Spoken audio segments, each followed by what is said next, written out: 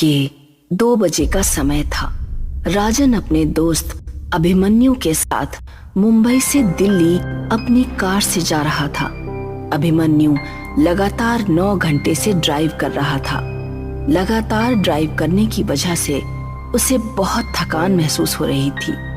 अभिमन्यु, मुझे लगता है कि हमें राजस्थान से शॉर्टकट होकर दिल्ली जाना चाहिए। 2 घंटे पहले ही पहुंच जाएंगे। और वैसे लगातार कार ड्राइव करते करते मेरी हालत खराब हो गई है, और ऊपर से पेट्रोल भी बहुत कम हो रहा है। हाँ यार, यहीं कहीं आसपास पेट्रोल पंप भी नहीं दिखाई दे रहा, इसलिए कहता हूँ राजस्थान होते हुए शॉर्टकट ले ले। वहाँ पर जरूर कोई ना कोई पेट्रोल पंप हमें दिख जाएगा।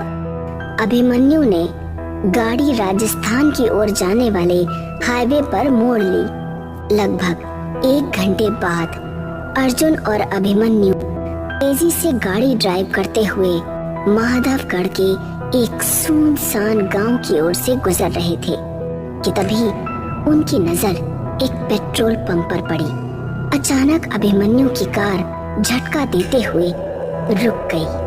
अर्जुन की आंख लग चुकी थी। कार अचानक रुकने से अर्जुन नींद से जागते हुए बोला, क्या हुआ? अरे दिखाई नहीं दे रहा है क्या? सामने पेट्रोल पंप है और कार में सिर्फ इतना ही पेट्रोल बचा है कि ये 20 से 30 किलोमीटर दूर ही चल पाएगी। एक पल को तो मुझे लगा जैसे कि एक्सीडेंट हो गया हो। अरे कार मैंने नहीं रोकी अर्जुन, मेरी नजर ही इस पेट्रोल पंप पर पड़ी थी और कार अपने आप झटका देते हुए रुक गई। लेकिन जो भी हुआ अच्छा हुआ, पेट्रोल तो हमें कहीं ना कहीं से डलवाना ही था ना। अभिमन्यु और अर्जुन कार से बाहर निकल आए। उन्होंने देखा उस पेट्रोल पंप पर एक भयानक और अजीब सा सन्नाटा छाया हुआ था। अरे यार, यहाँ तो मुझे कोई नहीं दिखाई दे रहा। कहीं ये पेट्रोल पंप बंद तो नहीं पड़ा? यानी बंद तो नहीं है, क्योंकि सामने ऑफिस तो खुला है और लाइट भी जल रही है। और वो देख, इस पेट्रोल पंप के अंदर तो एक छोटा सा रेस्टोरेंट भी है, उसके अंदर की भी लाइट जल रही है। मगर मुझे लगता है कि उस रेस्टोरेंट के अंदर भी कोई मौजूद नहीं। अरे तो इसमें टेंशन वाली क्या बात है? अपने हाथों से पेट्रोल डाल लेंगे। इतनी रात में कौन देखेगा हमें? क्या पेट्रोल पंप के कर्मचारी ने हमें देख लिया तो वो हमें चोर समझेंगे? पेट्रोल पंप के आसपास इंसान तो क्या, एक चूहे का बच्चा भी नजर नहीं आ रहा। तभी उन दोनों के कानों में पीछे से किसी व्यक्ति की भारी आवाज टकराई। कौन हो तुम? उस आवाज को सुनकर वो दोनों चौंक कर पीछे की ओर देखने लगे। उन दोनों के सामने अजीब से चेहरे वाला एक व्यक्ति खड़ा हुआ था। यार, इसकी शक्ल तो बड़ी भयानक लग रही है। ऐसा लग रहा है जैसे कि शमशान घाट की चिता से अभी अभी उठकर आया हो। हाँ यार, बोल तो तू बिल्कुल सही रहा। मैं खुद पहली नजर में इसकी शक्ल देखकर डर गया था। लेकिन हमें क्या, हमें सिर्फ पेट्रोल डलवाना है और यहाँ से निकलना है। इतना बोलकर अभिमन्यु उस कर्मचारी से बोला, अभी कुछ सेकंड पहले आप कहाँ पर थे? हमें तो आसपास कोई नहीं दिखा था। अपने काम से काम रखो साहब। कहो, किस काम से आए हो? अरे पेट्रोल भरवाना है, टैंक फुल कर दो। अभिमन्यु के कहने पर वो पेट्रोल पंप का कर्मचारी पेट्रोल डालने लगा। तभी अर्जुन की नजर उस पेट्रोल पंप की जमीन पर पड़ी। अर्जुन बुरी तरह से डर गया।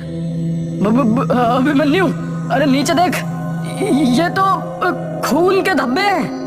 तभी उन दोनों के कानों में उस कर्मचारी की आवाज टकराई। टैंक फुल हो गया साहब, अब आप लोग जा सकते हैं। वो कर्मचारी देखते ही देखते उन दोनों की आंखों के सामने से गायब हो गया।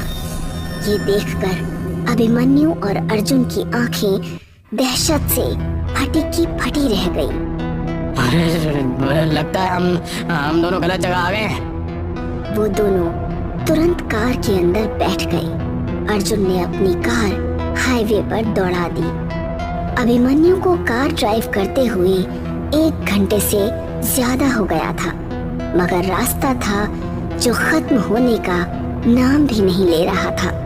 तभी अचानक अर्जुन की नजर एक और पेट्रोल पंप पर गई।